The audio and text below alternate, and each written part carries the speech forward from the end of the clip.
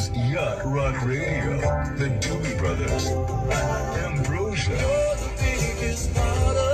Toto, and more from the golden age of soft rock.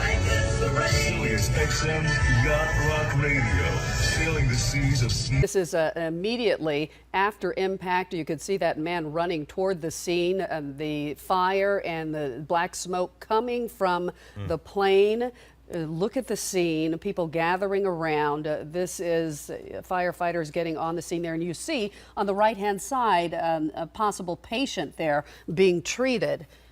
Yeah, and you also, the one thing that strikes me is how quickly airport personnel were able to get there. So it also gives you an idea as to how close to John Wayne Airport this was. Apparently, there was an emergency on takeoff, and the pilot was maybe, we're speculating at this point, but trying to make it back to the airport and get landed safely. That did not happen.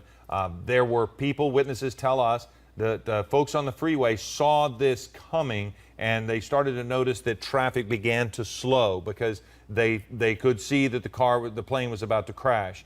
We do have witnesses who say they saw people injured on the ground. We do not have confirmation of how many people were injured on the ground. We just know of multiple trauma patients being taken to the hospital, and so the 405 now is just a mess.